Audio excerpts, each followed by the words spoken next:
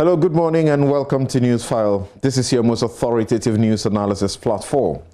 And here on NewsFile, we put Ghana first. I'm your host, Samson Ladi Anyanini. And this morning, the big debate, the manifestos, the NDC and the NPP's manifestos. The NPP launched its manifesto first. It has a manifesto of 143 promises. That's what it seeks to win the elections with. Unlike in the previous election year, when they had 510 promises in their manifesto, this time they have 143. The NDC has moved down from its 666 promises to 617 promises. Which manifesto is the winning manifesto? And that's the job I'll do here together with my guest this morning, isolating three thematic areas: education, health, and jobs. Of course, we'll deal with some other in brief. We're right back to deal with the vexed matters.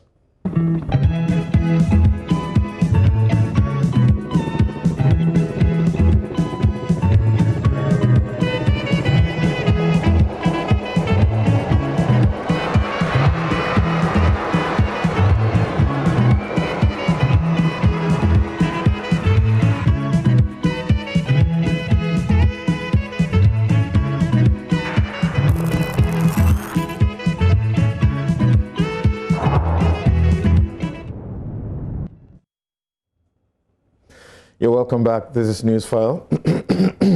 It's your most authoritative news analysis platform. And as you know, always here on NewsFile, we put Ghana first. And I like briefly to share my take. And my take, I'm asking about how exactly the parties are looking to fight corruption, which is a big issue.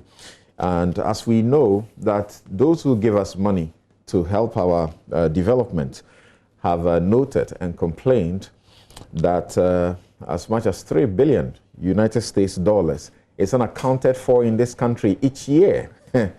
Well, I'm saying that to tell you a story. Corruption is a very difficult thing to fight. Not exactly difficult, but in prosecuting it, there's a big issue. And the big issue is that it happens in darkness. It happens in darkness. And because that is how it happens, if the person who is making the allegation is the one who must prove at all cost everything about it, it becomes a really difficult thing. Now, first, I need to start that the continued refrain by the political parties about raising and making corruption a high-risk offense. That's not what we need, because that is a misleading representation and crusade that the parties have conveniently done over the years, that corruption is not a high-risk offense. Corruption is a high-risk offense in Ghana here. They continue to speak to the old position of the law, which made corruption a misdemeanor, which meant that the sanction you were to suffer if you were punished under corruption was not more than 3 years in jail. Well, we made a change to that. The law in 1960 made it a misdemeanor. But in 1965, we decided to elevate the punishment for corruption offenses from misdemeanor to felony, with a maximum of 25 years in prison. A maximum of 25 years in prison. So what we really need is enforce the law and not continue this refrain about it's not a high risk, so we'll amend the law to make it a felony. It's punished as a felony. That's the most important thing. So I think it's rather embarrassing that the parties, political parties, and people who ought to know continue to tell us that we want to change the law before. Don't change the law. Simply enforce the law. And as I have asked often and again, and Asa Nkuma has also been asking, there is this one very scant but monstrous 6-sectioned, 1-page law. It's known as the Government Contracts Protection Act, passed as far back as 1979. A very active law which it deals with, we know that procurement is where the corruption is. Procurement, that's where the corruption, heavy corruption is. So we passed this law as far back as 1979. And by this law, if you make fraudulent payments, if you deal in projects and procurement, and you make fraudulent payment or what the law calls as certification, false certification, it will attract a refund of up to 3 times the value of the contract sum. By this law, we take back as much as 3 times the value of the contract sum from you. And then you could go to jail for up to 10 years. Guess what? There is no record in this country of this law ever used by those who prosecute. In Article 88 of the Constitution, is the Attorney General who must prosecute. So why do we not use the law? The laws are there. Question is, why are you not using it? Okay? And perhaps my little suggestion, which I have made over time, is it possible to look at the an amendment, rather, if we really want to amend, look at an amendment that looks at perhaps changing the procedural rules in fighting corruption, where we substitute the civil law countries' rules of evidence for our common law, country rules. By the common law country rules, you allege, you prove. By the civil law country rules, you allege, the one that is alleged against, of course, there are clear rules about it, must prove that he could afford what he has done. If it is a property, if it's a car you have bought, it's a house you've bought, we simply ask, you're a journalist, Samson, how much are you paid at the end of the month? What is the source of the money? And guess what? Our Constitution says unexplained wealth is actually supposed to be taken from us. The laws are there. Let's stop this too much talk and just enforce the laws. Thank you. That's by way of my take. Now, let's get to this morning's discussion. And as I have already indicated to you, it's going to be very, very big on these 2 documents in my hands. For those of you watching television, so there is this one by the NDC, very, very small, very handy, yet it contains 617 promises for the elections. Then there is this one, bulky, a bit heavy, by the NPP, and despite that it's bulky, it contains 143 promises for the elections. Of course, it has a lot to do with accounting for what they have done over the period. So we are asking on the questions of jobs, on the questions of education, health, and my guests may deal with a few other areas of their own specialist orientation and choice. Which manifesto wins the elections if manifestos won an election? So let's get to meet our guest this morning. And our guest, as you have seen advertised, of course, often we don't advertise all of them on the on the flyer. We have Abdul Malik Kubako, editor-in-chief of the New Crusading Guide newspaper, who is a regular panelist. Kuku, good morning and welcome. Good morning, my brother. Right, you are not with us last week. Yeah. Right. Then we are joined on Zoom by Kofi Abuchi. He's Dean, UPSA Law School. Oh. UPSA Law School. Used to be at Gimpa, right? Yes. So Dr. Jonah is asking, he used to be at Gimpa, that's right. He used to be the dean at the Gimpa Law School. And here in the studio also is Dr. Kwesi Jonah, Senior Research Fellow, Institute for Democratic Governance, IDEG. Doc, thank you very much for making the time. Welcome. All right. We'll also have Professor Godfred A. Bokwing, who is an economist and professor of finance at the University of Ghana, joining us by Zoom. Good morning, Professor Bokwing. Okay. Good morning, Samson, and good morning to our cherished listeners and viewers. Great to have you. We will also be speaking to Larry K. Agabador, who is editor, Colleges of Education, Weekly Journal. And he'll be speaking on certain specific issues that your attention may not have been drawn to. It does appear that the Colleges of Education are set to also run a double track. Did you know about that? But is that true? We'll interrogate that.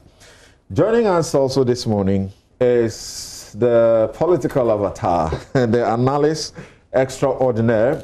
In fact, if you want to get the political parties, their manifestos, properly tracked and understand it in the best form possible, where to log on to is PM Express every Wednesday with this guy, Evans Mensah.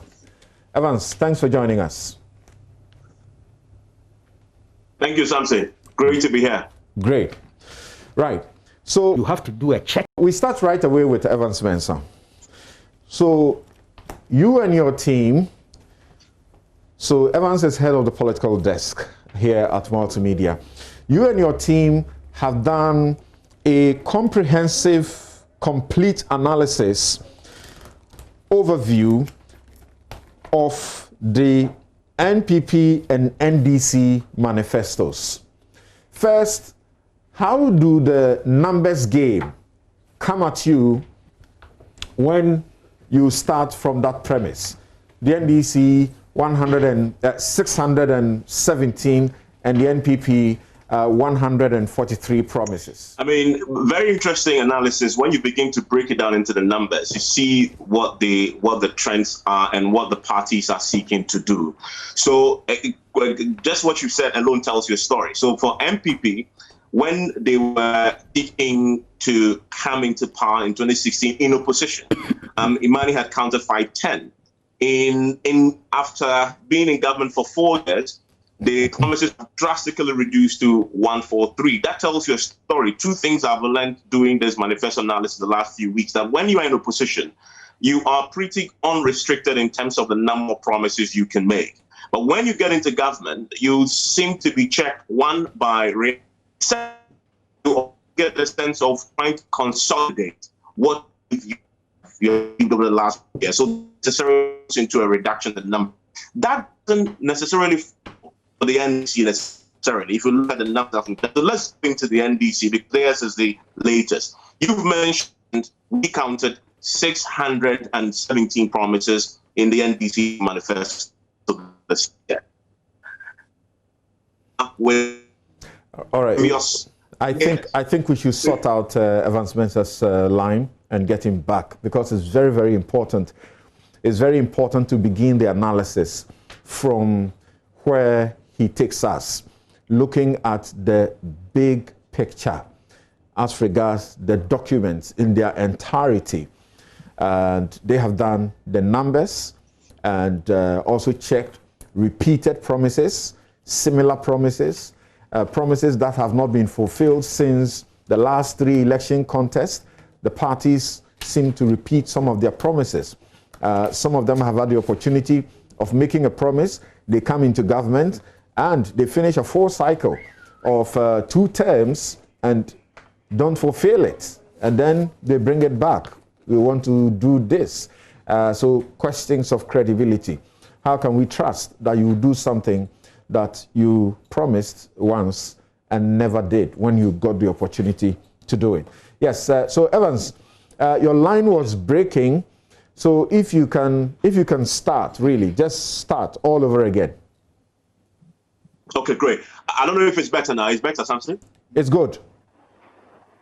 Fantastic. So I was saying, if you look at let's start with the numbers, NDC, MPP. MPP in opposition had 510, according to money. We counted in the 2020 manifesto 143. What it tells you is two things. When you're in opposition, you tend to be very unlimited, unrestricted in the number of promises you make because you want to win power, sometimes at all cost. But when you get into government, something else happens. Two things. One is you either get reality check.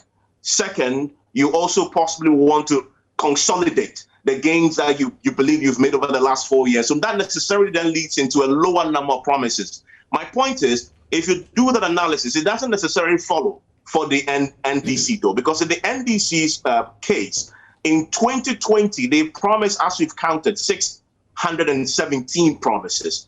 But if you compare it to 2012, when John Mahama again was running as president after the unfortunate demise of Professor Mills, and 2016, when again they were in power, seeking to regain, the numbers don't follow in terms of the analysis that you come to. So in 2012, an incumbent party, they had 569 promises that we counted, right, in 2012, in their manifesto. In 2016, an incumbent party seeking re-election had 666 promises. Now, it then drops to 617 in 2020. That tells you a story. It's not something that you could really put a lot on, just to say that in terms of quantity, the NDC tend to promise far more than the NDC when it comes to, sheer number of promises. But Samson, if you want to then go into breaking down sectorially, and I know you're going to do a bit of sectoral analysis, for the NDC, a very important story emerges. And the story of, and this is something that the Manifesto Committee Chairman, Professor Danso Boafo himself concedes to, a story of why they possibly lost the 2016 elections.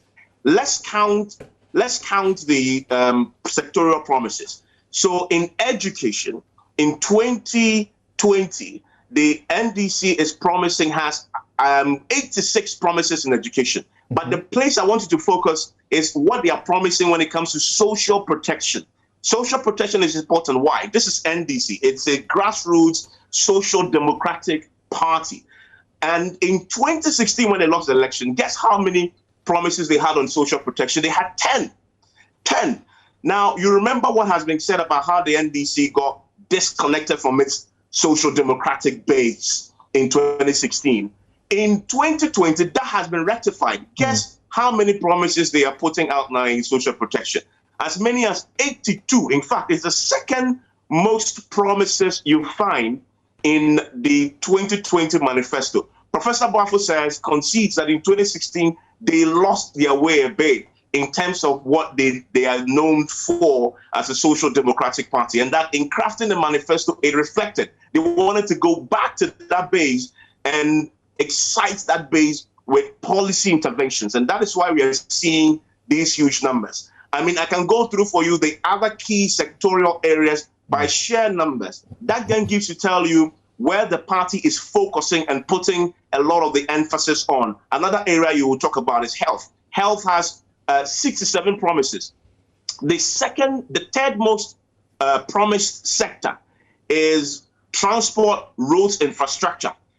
Isn't that quite instructive, knowing that the NDC believes one of its biggest, strongest points to be infrastructure? Right. And if you isolate infrastructure alone, they give you as many as 39 promises. So infrastructure, if you look at the entire infrastructure promises, that is in excess of 100. So it tells you that the NDC is pretty paying attention. They are playing to their strengths, what they believe to be their strengths. One, infrastructure. Second, social protection. Where you have trade and industry doing 67 and along with health, which is also 67, and yet when you come to ICT, they have only 3 promises.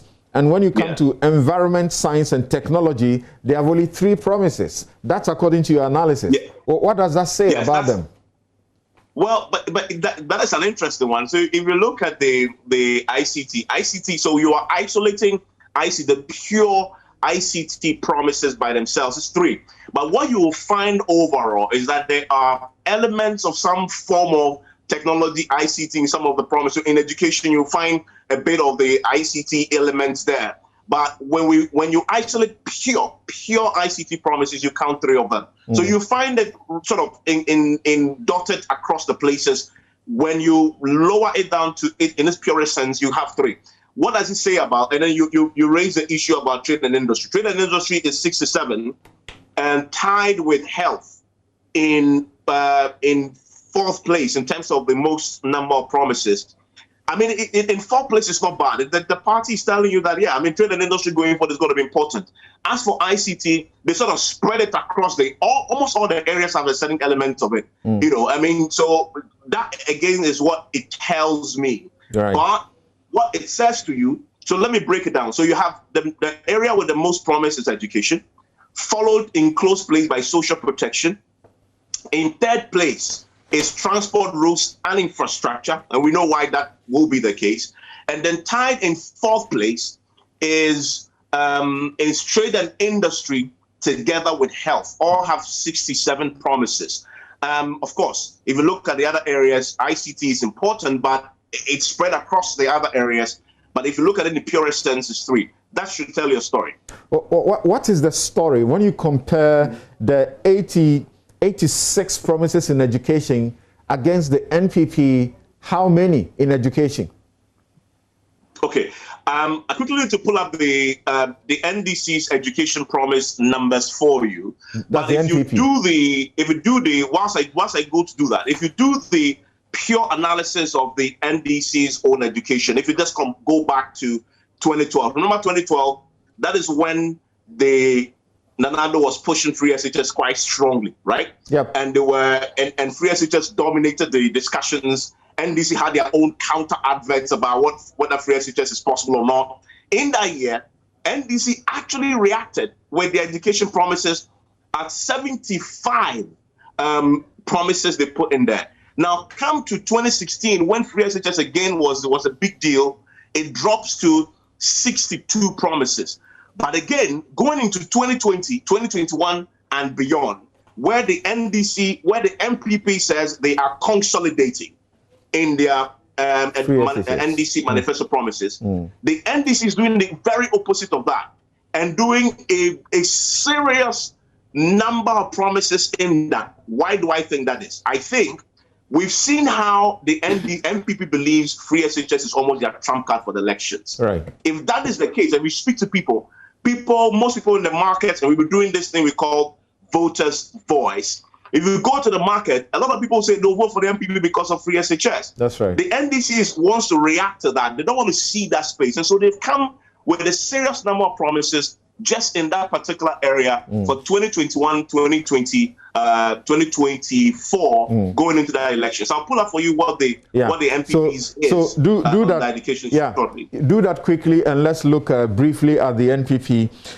in these terms as well. Don't forget that this show is brought to you by the kind sponsorship of Bank of Africa, as strong as a group and close as a partner. MTN. Everywhere you go. Ashasi University, educating ethical and entrepreneurial leaders for Africa. Consolidated Bank Ghana, we stand with you. Duraplus, where Duraplus goes, water flows. We lead, we build home for you. Star Assurance, your solid partner. And Rehoboth Properties. These are those paying for NewsFile, your most authoritative news analysis platform. And we just started with some analysis of the numbers and looking back into comparative analysis of how the parties have done over a certain period as far as the numbers of the promises are concerned, and what for them represent their trump card, and what the counter argument by each party is. And you just heard Evans Mensah, head of the political desk. And the political desk here at Multimedia has been doing a very thorough review of these manifestos. And thanks to Imani also assisting in this direction as well. And so every Wednesday, if you're looking for the best as far as getting to know everything, almost everything, in the minutest details, microscopic details of the manifestos of the two parties, your best bet is the PM Express on Wednesdays, hosted by Evans Mensah. Now, Evans, can we take a peek into the NPP and how it is also behaving as far as these numbers are concerned? And I must quickly say that there's a gentleman, a GIJ graduate called Evans Aziamo Mensah, who had been doing a lot of this with us, my assistant. Great. Poring over the numbers over the last few weeks, helping me analyze this data. And so great minds out there, very dedicated, looking into this. Shout outs to him, wherever he is. But let me quickly do that. Of course, going into the elections, your election headquarters is the place. That's it. Absolutely. So let's do the education. MPP 2020 Manifesto Education, 20 promises. Compared to the NDC's 86 promises.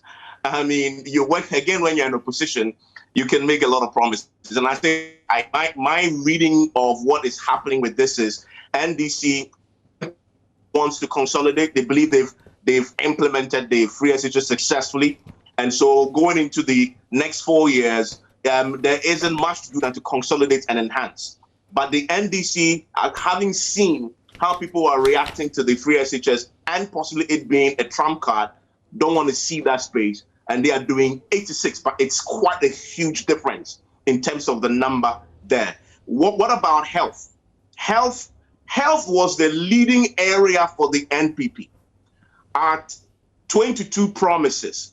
And that, for me, makes sense. This is coronavirus period. I mean, it's a season of a pandemic, and so that sort of was an important factor to them. Again, if you compare it to the NPP's promises, you're talking about a huge figure of 67 promises that they've put in health. And again, in all aspects of these key areas, the NDC is doing triple, sometimes 4 times more promises than the NPP is doing in their manifesto. Which other area will you talk about? If we talk about, say, infrastructure, which has been a big debate in the last few weeks, whilst the NDC is doing pure infrastructure at 60 infrastructure at 39 promises, the NPP is simply doing 7 promises. Again, a huge disparity there. Now, in NPP, social protection is just at 3.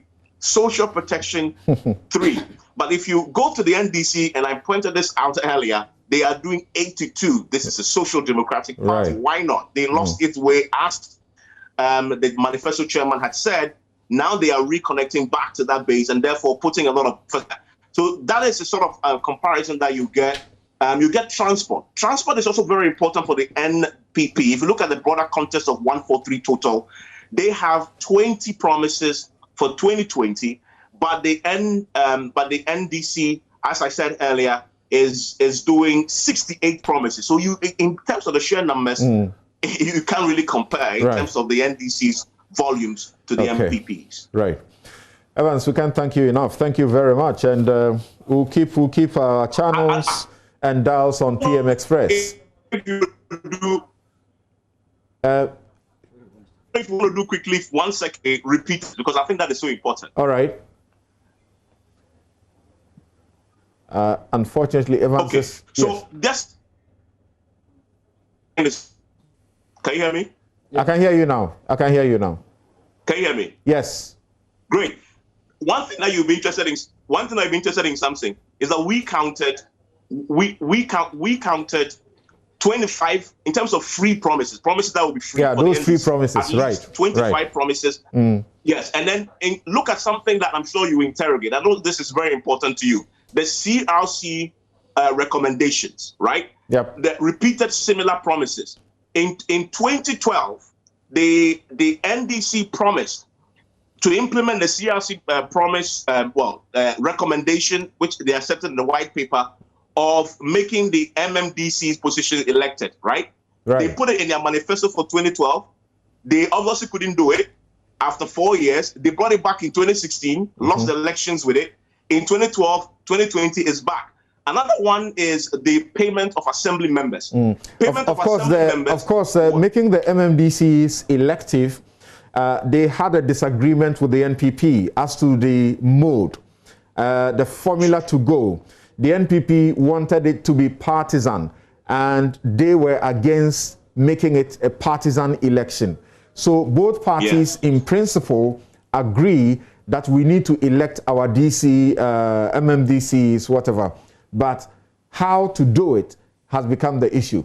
Yes, the other point you were going to. And a very final one I want to emphasize, but that was also a very controversial, popular one, the paying assembly members. Paying assembly members was first promised by John Mahama in 2012, in the 2012 Manifesto. This is how they couched it. Assume responsibility for the payment of the remuneration of assembly members. Now, the question to ask, and we did ask this to the chairman of the Manifesto Committee, is they have 4 years to execute this particular promise. They did not do it. Guess what? In 2016, it was back. This is how they couched it in 2016 Manifesto. Initiate processes to implement the Constitution Review Commission's to pay assembly members allowed. They lost elections with that. And then 2020 is back. It is a simple one-liner. Pay assembly members. Make of that what you will. All right. Okay. Thank you very much, Evans Mensah. But just go over the freebies. The free things they want to do. The NDC is giving how many? The NDC is giving us at least, we counted at least 25 promises that the NDC is promising to implement for free. Okay. But we don't have the same featuring for the NPP? We did not look at that. All right. We know how sometimes how that happens. In the electioneering campaign frenzy, some of them out of emotions or out of spontaneous reaction, speaking to the crowds, will begin to talk about free that or free this. So we know that even beyond the manifestos, we are going to have them say a lot more of, I'll do this for free and do that for free. All right. Thank you very much, Evans Mensah, head of the political desk here at Multimedia. And thanks to you and your team for that very, very great job that you are doing as far as subjecting the manifestos to such, microscopic scrutiny and the repeated promises that Evans speaks about as well. It's an area that I have been very interested in following the job that Evans and the team have been doing as far as repetition of the promises are concerned. Constitution Review Commission, we spent $6 million for crying out loud to do a document for overhauling the Constitution. President Akufo-Addo promised when he was a candidate that he will overhaul the Constitution. He's become president. He's been handed a document that overhauls the Constitution. Unfortunately, there is disinterest. Nobody is implementing it. $6 million of our money gone into that document, and it's sitting there waste. We'll hold the politicians to task a lot more, and we know that the hunger zone will continue to attack us, but this is our job. We know it comes with it. The risk comes with it. Thank you. Now, let me get to, do we have Dean Kofi Abochi joining us now? Great. Good morning, Mr. Kofi Abochi. Good morning, Samson. How are you? Great. Thanks for asking, sir. Now, let's begin by having you, perhaps in some 2 minutes each of an introduction, tell us your views of these manifestos in total and what they represent when we say it's a social contract. Let's begin with Professor Bokwin. Samson, thank you very much, and good morning once again. I think given the manner of governance system that we have chosen, it's practically impossible to do without political manifestos. It's part of that process, and therefore it has come to stay largely. It's an important document that communicates first and foremost intentions. good intentions. And I think it is becoming clear to the average Ghanaian that there's a big difference between good intentions and then actual. Translating that good intention into actual has been a problem. So, but you also realize that the electorates are vulnerable. And then also politicians are also vulnerable. So to that extent, we are all trying to take advantage of each other. So you realize that a lot of promises. But my concern is to look at the medium through which these promises are translated into actual. And unfortunately, the focus hasn't been on that. Because even though I'm not a lawyer, but I don't think that there's a legal manifesto is a legal document necessarily, but the only demonstrable way of translating the political manifestos into actual is through the budget statement. Now, so you see over the years, and I'm saying this because, look, Samson, we are in a unique opportunity to talk about this objectively because the two major political parties have tasted power. And we've seen how their promises get translated through the budget. So the over promises that are made, they try to find a way of passing them through the budget, but it has been very difficult. And my role this morning is to demonstrate to you the huge variance in our budget, where there's very little space in our budget to accommodate the promises. And for that reason, you find that when the parties, when they are in power and then they present their budget statement, they are in a hurry to demonstrate to Ghanaians that they are implementing their promises. Then the actual from that budget tends to be very, very wide. And again, over the years, you see that when they promise, there is one level which is quantity, checking the box. There's other element which is quality and sustainability, and that gets sacrificed. So you realize that we are driven by short-termism to please the electorate on a number of these promises that have been made, but really the quality of translating that into actual has been very, very miserable. Thank you very much, Professor Bokwin. There are demonstrable data that we can present to show within the NDC's 8 years, and Evans talked quite a lot about them, and number of the promises that they made, even with a better fiscal space from 2011 to 2016, that we were not able to accommodate those promises. Then you can talk about the MPP, and here let me say this without maybe claiming to be in one party or the other. The MPP seem to have learned a useful lesson given the criticisms that came with their huge promises and what they've been able to do. So you see a bit of a reduction and then the need to consolidate that. Unfortunately for the NDC, having been in power for 8 years and the challenges they've seen, of course, have gone the other way around. So we need to be very considerate. And 2020 is not going to be like any other year. And Samson, if you look at the way the promises have been made, and I want to submit here without any apology, it is as though we are not in COVID times.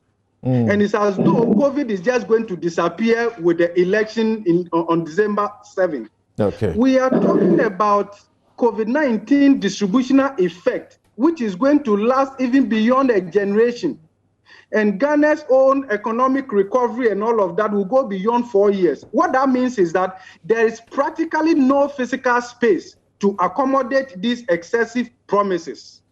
All right. And therefore, there's a high propensity that politicians are out there to deceive Ghanaians for vote. Thank you, Prof. Hold it on there for us. Let's get Dr. Abochi's preliminary, view as to the whole document and the questioning of social contract. And if you may start, Dean Abochi, on the questioning that Professor Bokwin is looking for an answer. The manifestos, are they binding? Are they, like you say in law, are they justiciable? Can they be enforced? Can the parties be compelled to to redeem the promises in their manifestos? Well, thank you, first of all, Samson, and thank you to my colleagues, distinguished colleagues on the panel. Manifestos are, at best, social contracts, as you've indicated. They are not legal contracts, and therefore they are not justiciable, on the basis of which one can mount a legal claim on the face of it. Manifestos contain promises, but these are what can be called contingent promises. The reason they are contingent promises is because, the reason they are contingent promises is because they are contingent on the happening of a variety of factors. So they are contingent largely on the happening of government revenues meeting certain targets, on the availability of resources, and therefore, to that extent, they are highly volatile, they are contingent. One cannot compel government to be bound by its manifesto promises if the contingencies on the basis of which the promises are made do not happen. Again, they are understood to be made as largely political statements. And so in that respect, they are not the kinds of promises that are contained in contracts. The promises that are contained in contracts are legal promises. These are political promises. So while there are other avenues in constitutional scheme of things for holding them accountable, and mind you, the Supreme Court in the National Lotteries case held that the provisions of the directive principles of state policy, a good number of which are actually contained in these campaign promises, are binding or can be justiciable in the Supreme Court.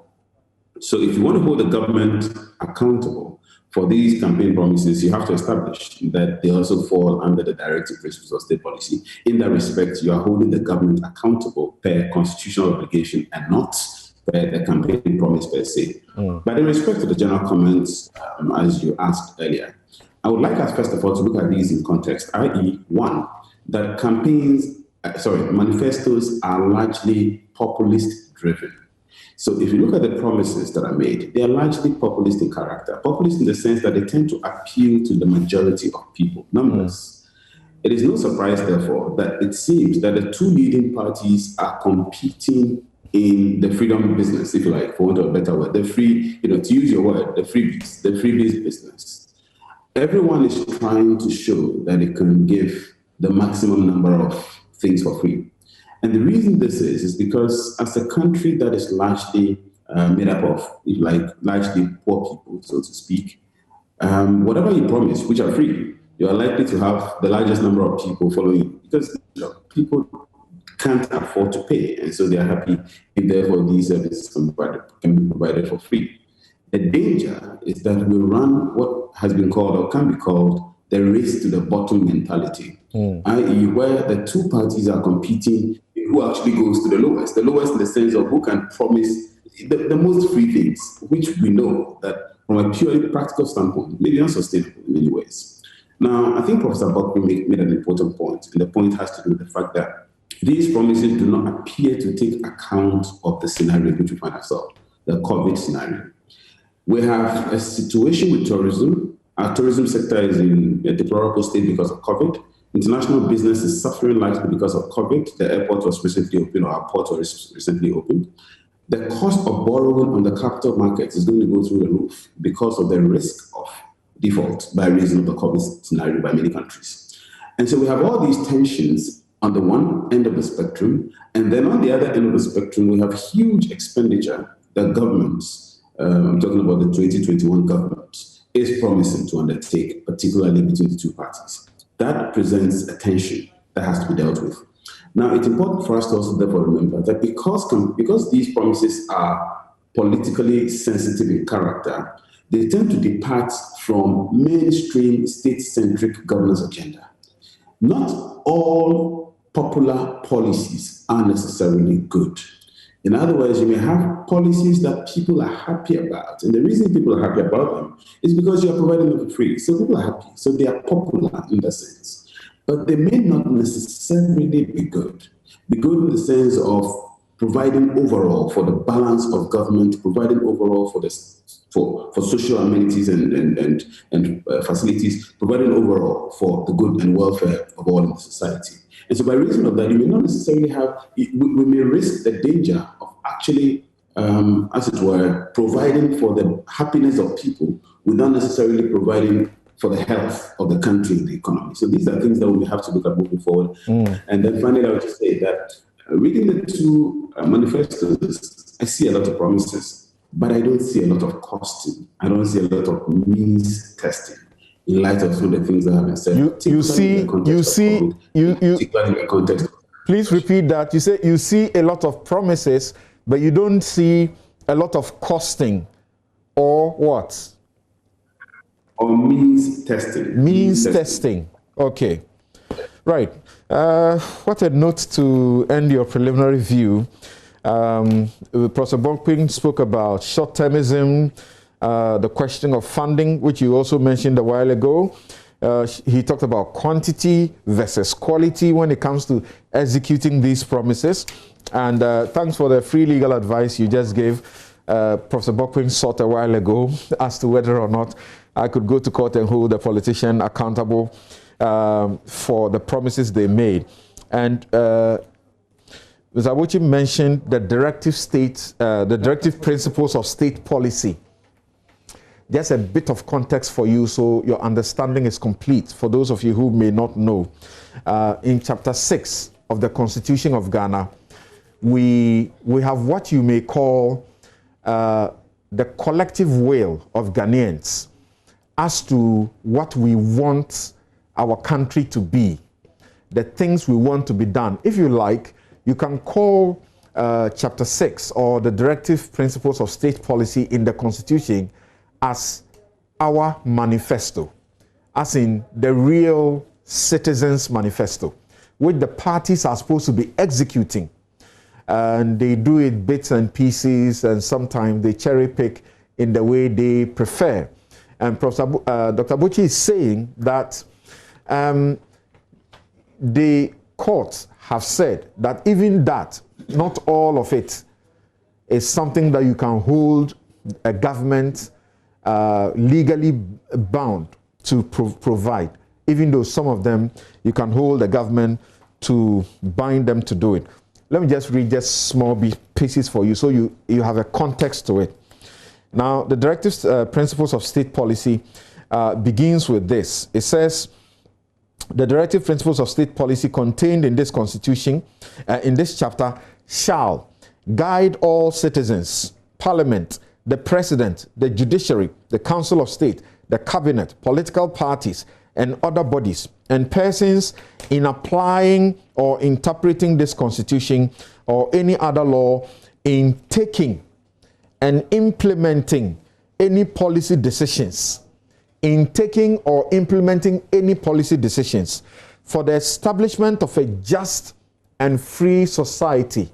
This is our constitution, the citizens' constitution. Then among others, it says that the state shall protect and safeguard the independence, unity, and territorial integrity of Ghana, seek the well-being of all her citizens. The state shall promote just and reasonable access by all citizens to public facilities, services. This includes health and all those matters, education, if you like. In accordance with law, the state shall cultivate among all Ghanaians respect for fundamental human rights and freedoms, dignity of the human person. The state shall actively promote the integration of the peoples of Ghana and prohibit discrimination and prejudice on the grounds of place of origin, circumstance of birth, ethnic origin, gender, among others. I'll just read two more and then we may end it there. But there's a lot in there that tells you what Ghanaians want, have decided to be our manifesto. The state shall foster a spirit of loyalty to Ghana that overrides sectional and ethnic and other loyalties. Achieve regional and gender balance, provide adequate facilities throughout the country, decentralization, administrative, financial, among others, balanced development of all the regions, redressing all the imbalances, affording opportunity for everybody among all those things. So if you want to know the Citizens Manifesto, that's where you have to read.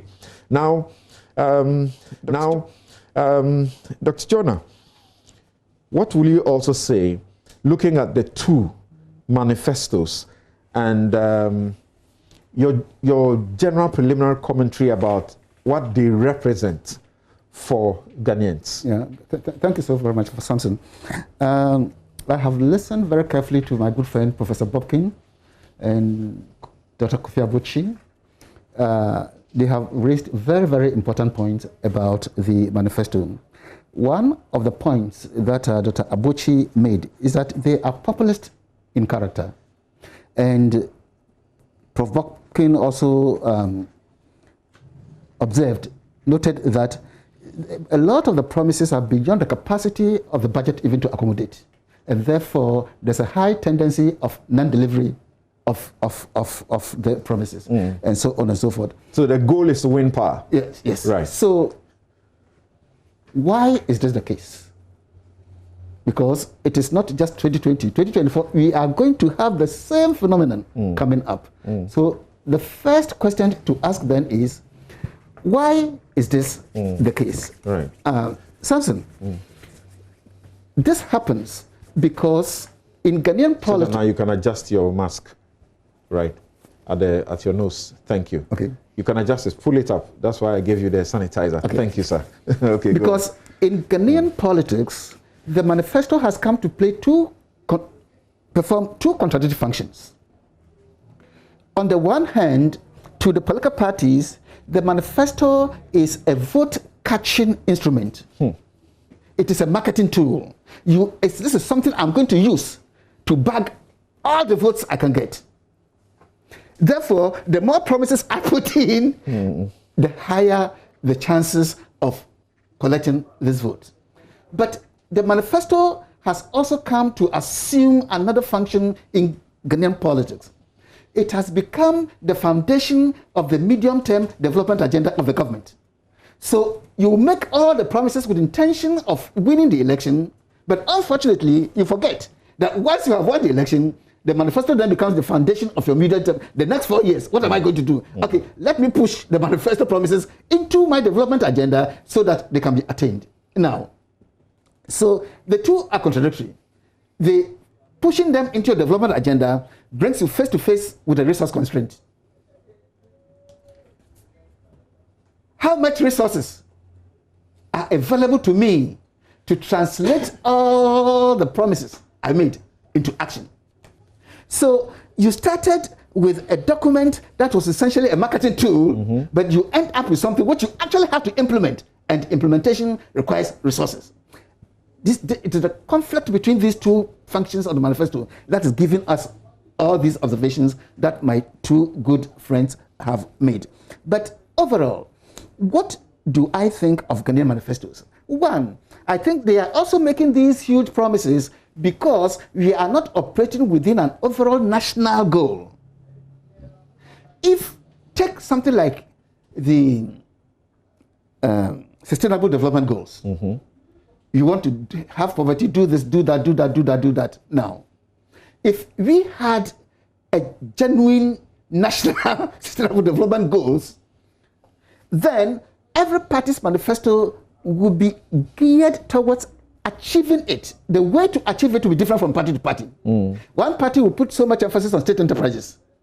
Another party will go strictly by private enterprise and so on. It will be different. Dr. Nimoy Thompson's NDPC gave us a 41 or 40-year development plan that each of the parties should find a way to fit in. Yes. We did a Constitution Review Commission and said we want to make it binding so that the parties will only come in and provide the goods in there. The parties are not interested. They say don't bind us with a development plan. So Samson, because we are not operating within an overall, you are free to promise heaven on earth. No, but we are the citizens. The parties go there to represent and say, do what we want. Yeah. Why is it that we go to a comprehensive constitution review process? We pay and spend as much as $6 million.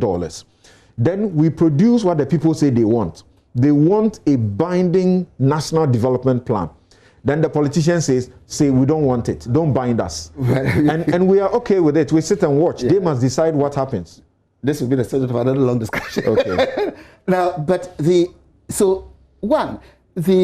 absence of an overall national development framework is causing problems. Okay.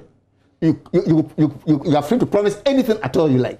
But the second and most important weakness, therefore, of these manifestos is weak intersectoral linkages. I am promising that I'm going to expand education. I'm going to build schools. I'm going to produce a lot of graduates. The next question you have to ask yourself is, where will these graduates go? After I've produced them, would the job be there for them?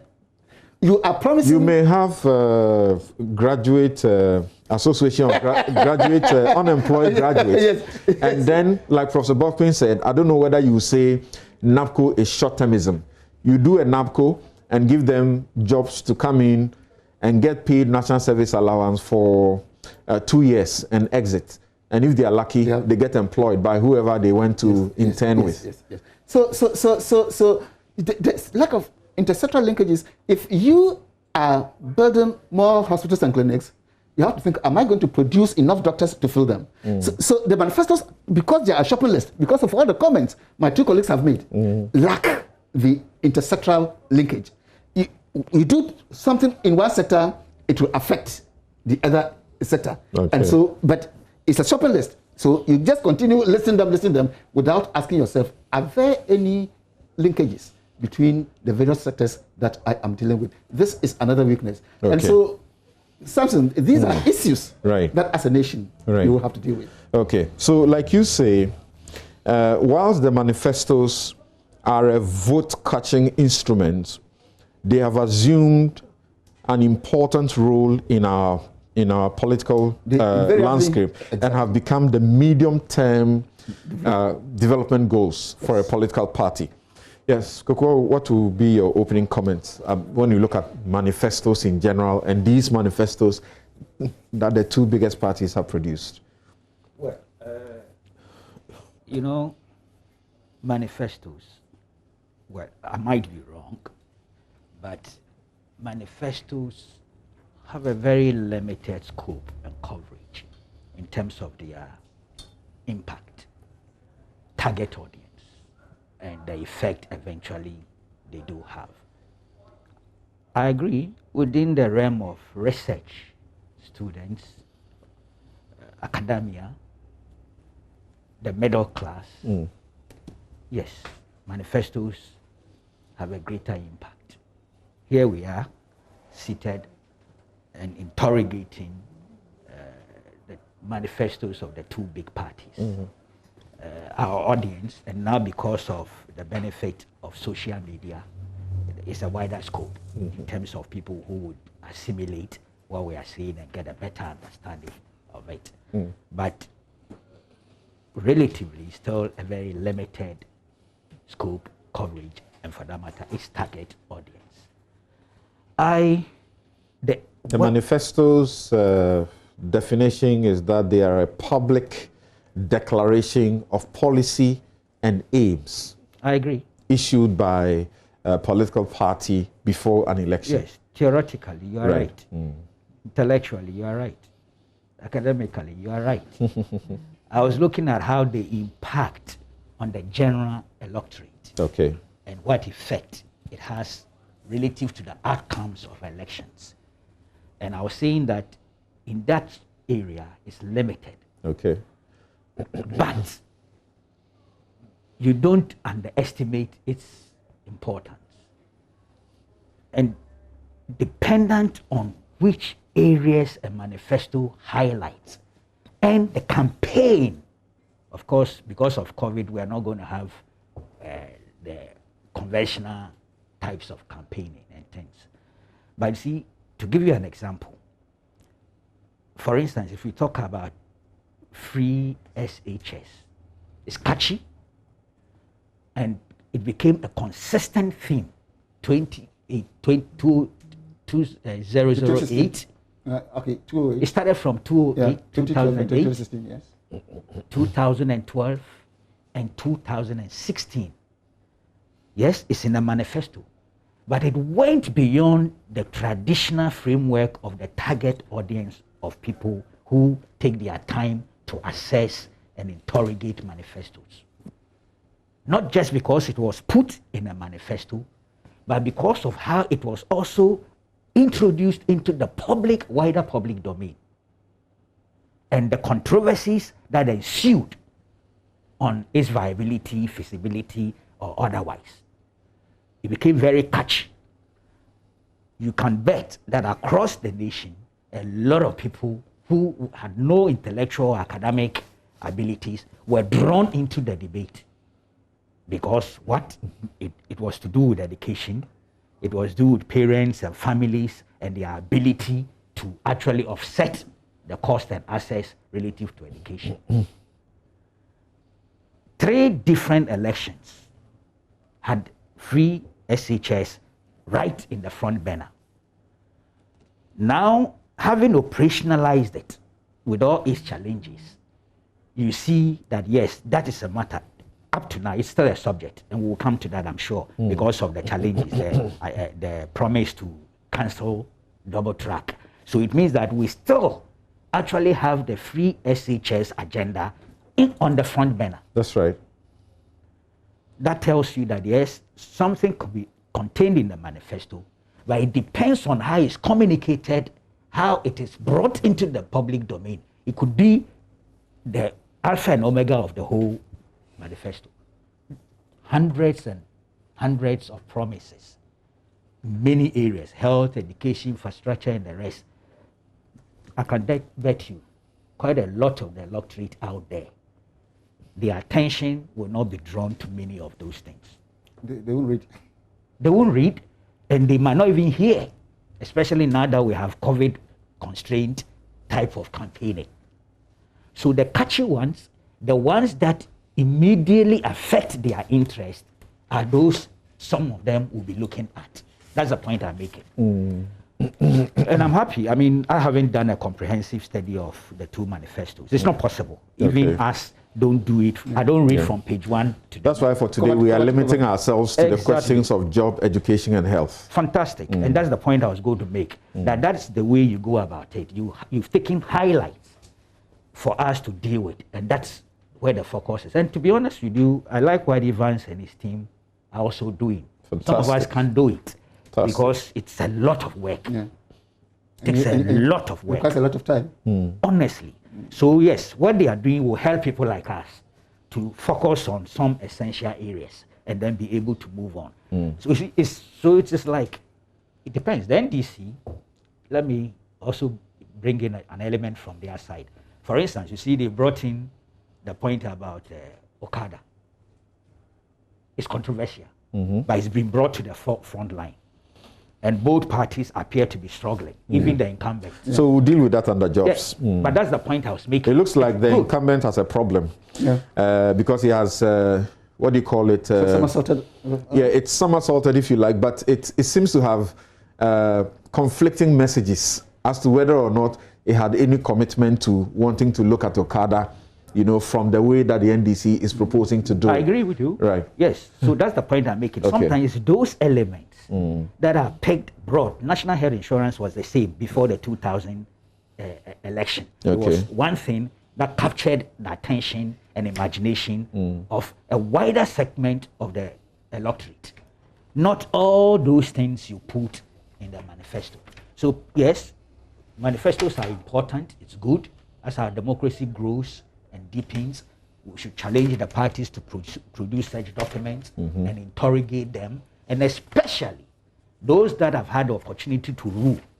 The winning manifestos become more critical, interrogating to see whether indeed they delivered or did not deliver. And we've had winning manifestos. 2000 manifesto, 9PP was a winning one. You need to interrogate that one and see if they did deliver. 2004, they had a winning manifesto. And then 2016? They've had 3. 2008? No, 2008 the NDC winning exactly, manifesto. So yeah. And then 2012 winning manifesto exactly. NDC. You have to do a checklist. 2012, the NDC had 500 plus promises. Yes, but I can bet you it is maybe about just 10 that had the power to attract the public's imagination. And it depends on how you communicate it and you deal with it. Then you can capture the imagination of the greater electorate. Okay, so something interesting happening in the media landscape, and we should all admit, is that this time it looks like the media is paying a lot of attention to scrutinize these things a lot more in detail. So we will take a break and then return to begin with the various sectors. So we can start with jobs, we can look at education, and then end with health. But as I said, my guests have their various areas of expertise. Dr. Jonah is here. I mean, if you're looking for governance, who else? So if you have something to say about governance, Kofi Abochi is on. If you're looking for justice, you know, anti-corruption, of course, Professor Bokping is out there. If you're asking questions of the economy and, you know, the money, of course, you can't leave him out. Now, so I will say that we'll take a break, but keep your messages coming in. We'll be sharing them. If you have questions too, you can be asking your questions. For those of you who, particularly the NDC guys who have swamped the social media page and are rather abusing my person, I think the best thing you do is send a message. If I read out that message, it is your party's message that has been read, because I won't read the abuse and insult at me. Those of you saying I'm NDC, and you know in your I'm MPP, you know in your heart that I'm not. Okay, just this one before we go. Kabila, CPP's Kabila says that good morning. Thank you for the topic and the rich panelists. Political actors most often would do whatever they could to win power, including mouth-watering manifestos. That said, the burden shifts. The citizenry is responsible, then get obligated to be sensitive, awake, and discernible. The citizenry decide to be led honorably or misled dishonorably. In my view, the Ghanaian electorate have not been selective enough, and that is where they need to wake up. And we also understand that the PPP, Progressive People's Party, is outdooring its 2020 flag bearer this very today, 6:30 p.m. We wish them the very best. They will give us a woman, as we understand, to lead the party. Bridget, right? Yes, Bridget. We'll be right back.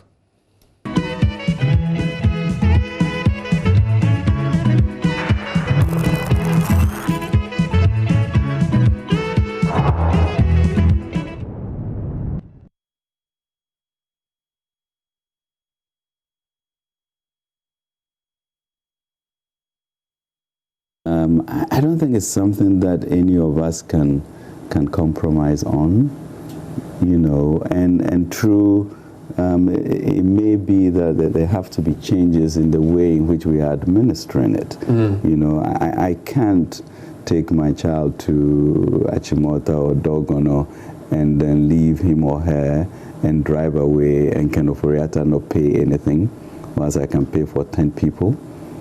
We need to, so why did you implement it then? We need to question, well, you need to begin to get the data to then be discriminatory in how and who pays and who doesn't pay. But you could have done that before, Ken. I'm not sure that we have... with the free SHS and then now you're saying, okay, 90,000 have come on board. But there are a lot of people who have benefited who could have paid. Yeah. So why didn't you get the data before you started the policy? Now we're told we're going to have a multiple stream. You're actually going to have maybe 180,000 more people. Yeah. But Bernard, you know that, I mean, each soul is important. You'd rather make that mistake to get, if it is a mistake, to get everybody in the system, for the nation to then begin to have a conversation and say, okay, this is good for us because we want our human capital, you know, to a certain level. But maybe let's begin to adjust it this way.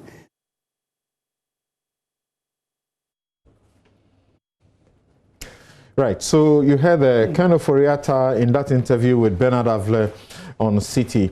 Now, I'll bring in Mr. Kodo and Larry K. Agabador. Larry, thank you very much for joining us. Great. So you realize that the NDC used kind of Oriata's statement to say, we are vindicated in the implementation. Now, they are not saying that they are going to go to an implementation that is takes away anybody. In fact, they are going to add on, as in private institutions. The question has been money, and John Mahama has said recently that it has been the money. Almost all the biggest part of the budget sunk into free SHS, and other areas are suffering. Question we must ask them is, what happened to the question of the money, especially now that you are going to expand it? Sure. So I think in the submission of Professor Abochi, he made a statement that I really fell in love with, that look, a portion of our national life should not be subject to politics. And that is very, very true. That is a mistake we are making as a country. We've spoken enough on the free SHS, but I can tell you for a fact that the challenges we are facing in the free SHS now, in the next few months to come, we're going to face those same challenges in the colleges of education, the institutions that train our teachers for the basic schools. You know, as a country, we have taken our minds off the colleges of education. And it is very wrong of us, because these are institutions that train teachers for our basic school system. So if things go wrong at the basic school system, you surely expect that those students or those people that are going to graduate from the basic school to the senior high schools are going to take the same life that they took from the basic school to the secondary schools. I would like to delve more into issues of colleges of education, because we have spoken extensively on the senior high schools. All right. The colleges of education, for instance,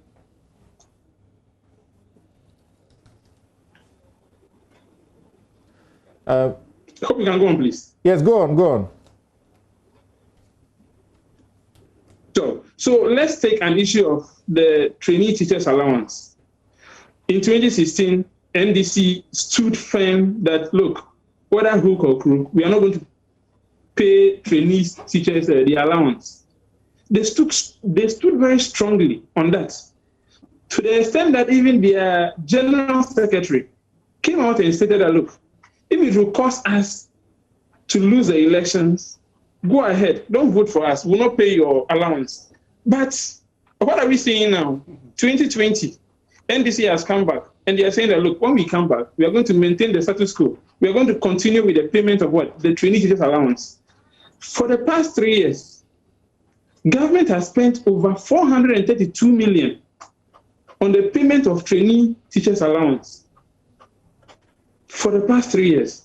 Now, when you go to the colleges of education, there are equally more important issues there, aside the payment of trainee teachers allowance. The past government, in the past few years, you observe that almost every year, tutors in colleges of education go on strike. And they go on strike for about a month or two, and it affects the academic calendar. Just before I got onto this show this morning, I was on a WhatsApp platform, and tutors in colleges were arguing because even their book and research allowance is being paid in a way that they are not happy with. So it's being paid in budgets. So you have some who have received it long ago and some who have not received anything at all. So the manifestos of both parties, you realize that they are still going to push a lot of money into the payment of trainees allowance. But is it worth it? We are talking of double track. Probably in November or early next year, colleges are likely to witness the introduction of double track in training teachers also. Because due to the reforms that are ongoing in colleges of education, you know, in the past we had colleges awarding sets, so we had set A, set B, and it came to a time things got better and they are now awarding diploma. But as we speak now, there has been numerous reforms which has led to colleges now awarding degrees, because colleges are now fully fledged universities. So they are more or less like satellite campuses of universities now that have been, so we have about 46 colleges of education that have been placed under 5 major universities in Ghana here. Now, in the past, you go there to do diploma and you stay on campus for 3 years. So you stay on campus for 2 years and you use your last year to go out for our program. That is not the case any longer, because now you are spending 4 years on campus as a degree student. But for the past 3-4 years now, government has done, now going to accommodate 3-4 year groups on campus, but there's no space on campus to take all of them. So that is what is now going to lead to the introduction of the double track in colleges also. But you observe that a huge sum of money has been spent on payment of trainees allowance. I'm not against that. I'm not against the payment of trainees allowance. In fact, if I should sit here today and say that government should abolish the payment of trainees allowance, you will see a chunk of trainees out there launching an attack on you. But as a nation, are we taking the right steps? Now, you all attest to the fact that in our various public universities, before you can be a lecturer there, you need to have at least a minimum MPhil or a doctorate degree. So it's the same thing that is now applying to the colleges also, because they are now fully fledged universities. The few tutors there who have been able to upgrade themselves, gotten their PhD degrees, those with MPhil, you observe that in the past years, immediately they get their PhD degrees, they move to their universities, because those having doctorate and still in the colleges, they are not getting what is required of them. Their conditions of service, they are not getting it. So someone goes, that's a top-up through Get Fund support and other support systems, and immediately he's done with the PhD degree, he moves to the university, the mainstream university, because when he continues to stay in the college, he's not getting what is required of him because he's now a doctorate holder. So as a nation, Samson, and I'll plead that your fellow panelists should also take a look into this issue. These are very serious concerns we should look at. If we take our minds off issues in the various colleges, then I think we are failing ourselves as a nation. I see. But is it not the understanding that the even to allow for more space for work to go on in the colleges, double tracking will also apply there? Good. That's a very good question. But we ask ourselves, has it even been successful at the senior high schools? Fine, we all have our various opinions on that. But with the system they are about to run in the colleges, this means that for a whole year, we are going to have only 1 year batch on campus. And we have the second and third years coming to campus to spend just 6 weeks or 8 weeks and do a major part of their studies through virtual learning.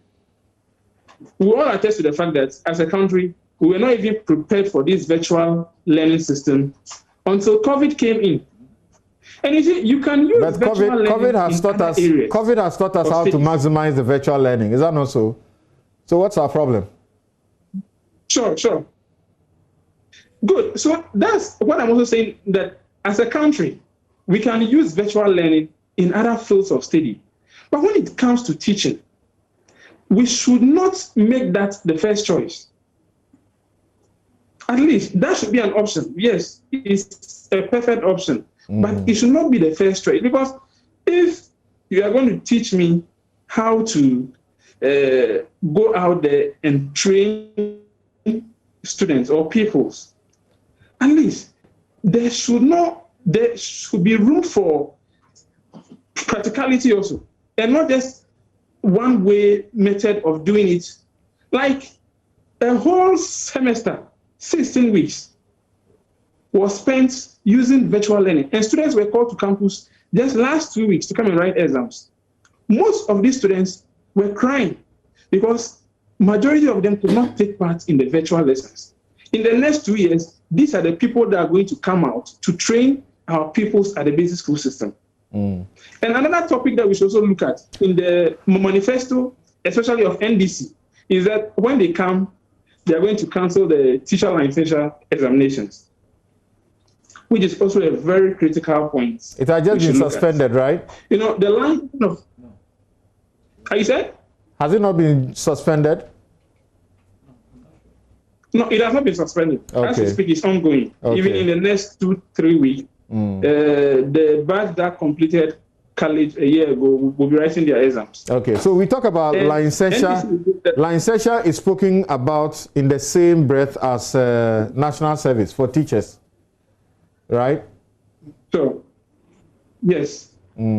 Now, Samson, you equally attest to the fact that the law mandates that every graduate of a tertiary institution must do a mandatory 1-year service. These are now fully fledged tertiary institutions. Any graduates of a college of education is either awarded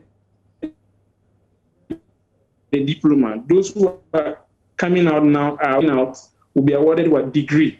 So, as a graduate of a tertiary institution, you cannot say that, okay, since you are special, you are going to be exempted from what? National service. Yeah. No. And what's your issue about the cancellation of the licensure? NDC comes out. Speak to that as a final point, and let's move on. Yes, licensure. What's it? Good. Licensure is not just something that is rolled out in Ghana here. As far back as 2010, I think in October 2010, the Africa Federation of Teaching Councils was inaugurated. And what happened was that Ghana forms part of that federation. So the licensing of teachers falls for all countries in Africa. So the NDC should not be advocating a cancellation, right? Profession. That's your point. Not necessarily, because this whole licensure thing started under their regime. This whole licensing started under the regime of NDC. This government only came to continue the process. And all professionals, almost all professionals are licensed. Okay. Doctors are licensed. You as a lawyer over there, you are licensed. So you should not say that we are going to cancel the licensure because students are complaining about the nature of the examinations. You can find a way of modifying it, but not total cancellation of it. All right. Thank you very much, Larry K. Agabador. And we'll take our final break. We'll be right back.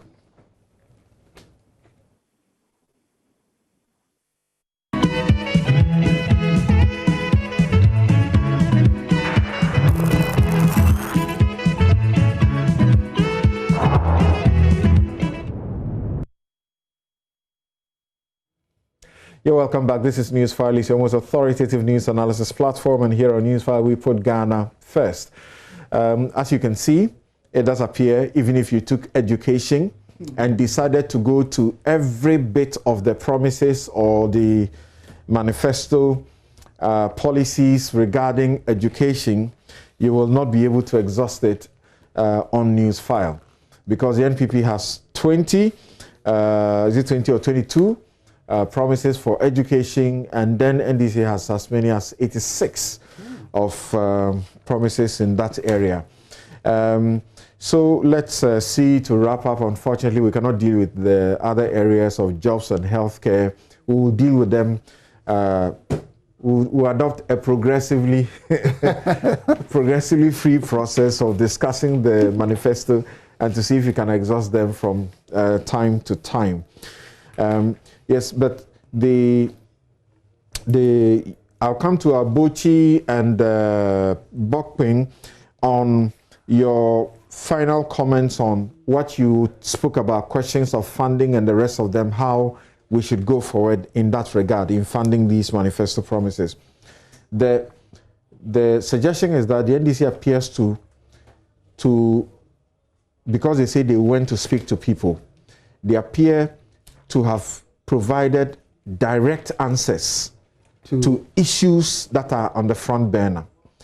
So if you took jobs, the Okada issue, they seem to have a superior, command over that. But in the education area, the government has been a bit insistent the Education Ministry in going ahead with the public universities bill, for example. They say, the universities say they don't want it, we'll kill it. So how do you find the two in attracting, voters with their manifestos? We just spoke about law school, where there's a huge backlog, and this appears to be, if they really will vote according to that, because they want to have entry direct, then the NDC has provided them the answers. What do you say? Now, the issue with regards to the public universities bill, which the NDC has promised to kill, it is something, the NDC position is something that is very popular with the University Teachers Association of Ghana. In fact, on the 16th, that is coming Wednesday, if I'm no longer a university teacher, I'm tried, but they have invited my organization to join them in a press conference against this bill. What is the issue? Their main issue with this bill is that if it is allowed to go in its present form, then it would take the traditional academic autonomy that the university has been enjoying ever since universities sprang up in this country. All right. For example, there's this particular clause which says that the Minister of Education shall give directives and the university shall comply. I mean, it's unheard of. At no point in time from the period of Kwame Nkrumah have the universities, been subjected to this kind of direct control from the Ministry of Education.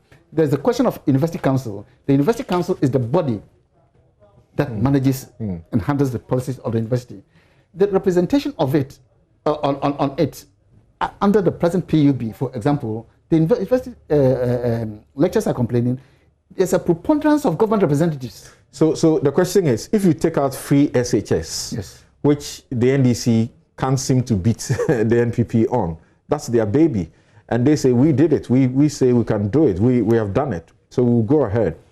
If you take free SHS, does the NDC have more policy, manifesto policy issues that resonate with the education stakeholders than the NPP? No, on this particular bill, I would say yes. Most university lecturers are very angry with the public universities bill. Now, it doesn't mean that they are going to vote against the government for that reason. Okay. What it means is that if you be respectful enough of us to sit down and discuss the sections of the bill that you object to, okay, fine. All right. All right. Professor Bokpin, what will be your final comments on the issues we have looked at so far,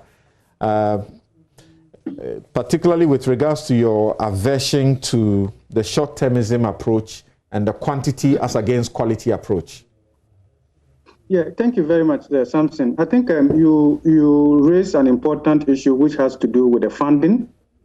And then I think the political parties must come again with greater assurance as to the funding and how to translate their promises into actual.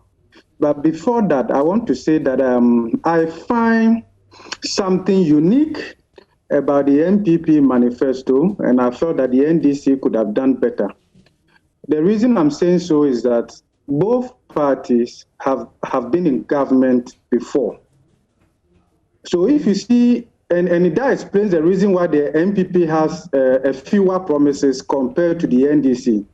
So apart from competing on the basis of who is able to promise more and all of that, but I think it's becoming obvious that promises and the ability to translate that into actual is very, very wide.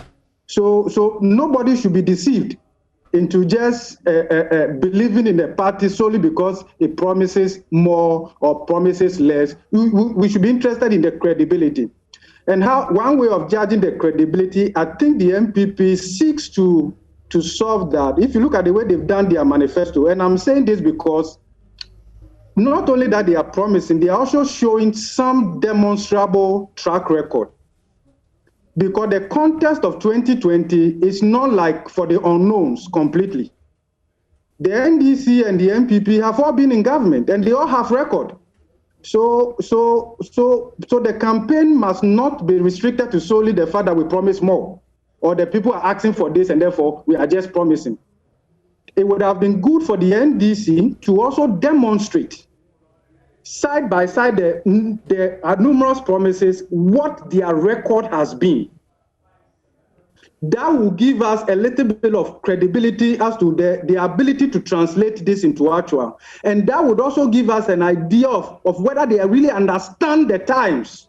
No, but is that a fair critique of their job? Because the government in power now is the NPP, and they decide that in their manifesto, they will do accounting and then say what they want to consolidate on. The NDC is not in power, it's in opposition. So if it's offering alternatives, maybe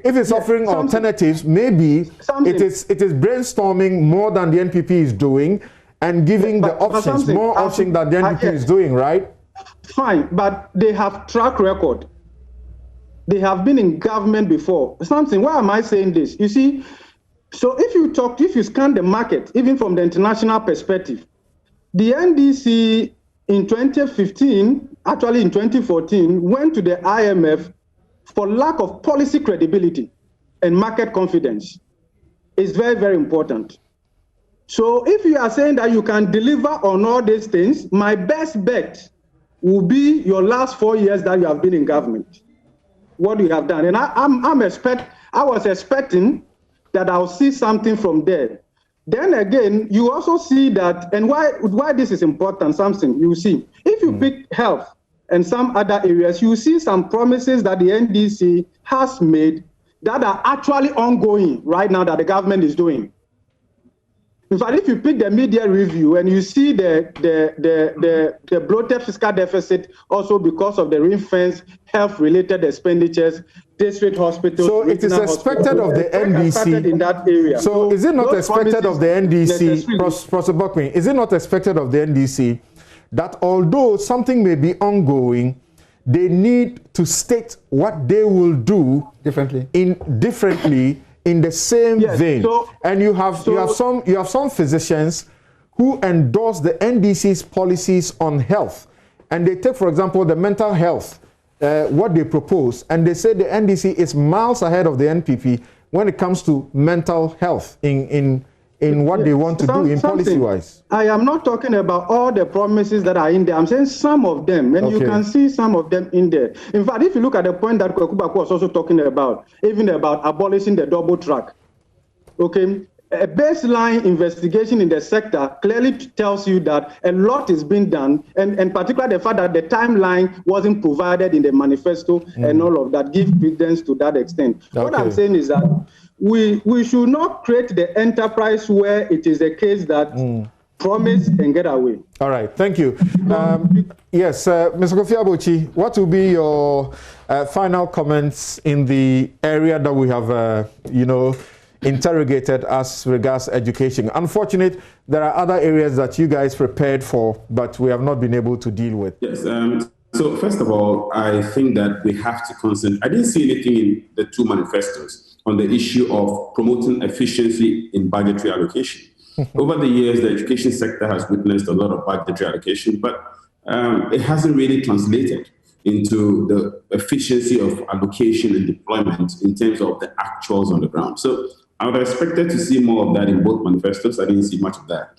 The public universities bail has generally been criticized. And, I think as Professor Jonah mentioned, there's some disquiet, particularly in the area of control.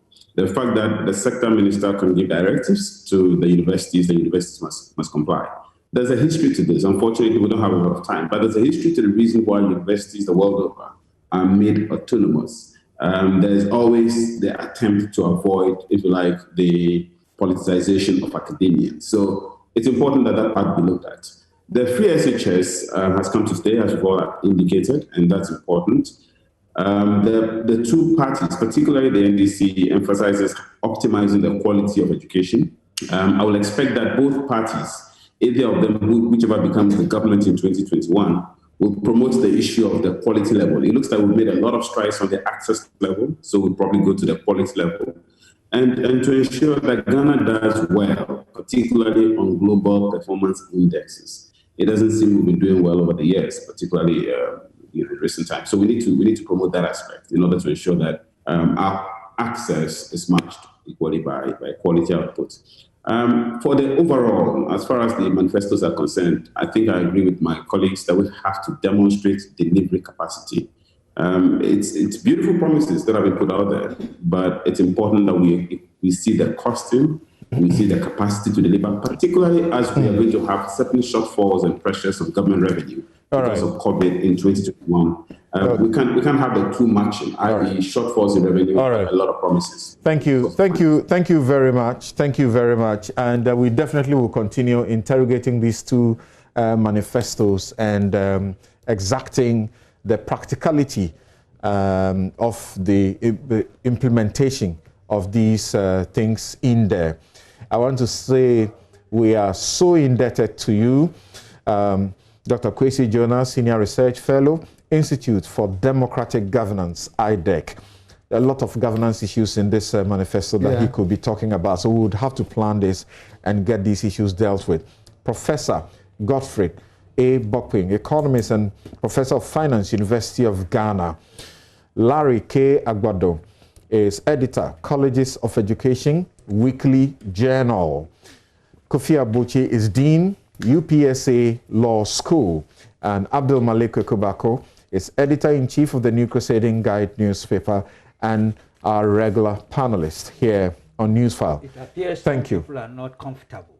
Yes. With my presence. As for that, there's a lot of it out there. But all I can say is that, you see, let's stop. Don't insult. If you really want, just send messages. And don't do this thing about trying to pigeonhole people into particular parties. It doesn't help. Thank you very much. Thank you. Join us again next week, God willing, on this show. And we'll continue with the discussion. I'm Samson Ladi Anyanini.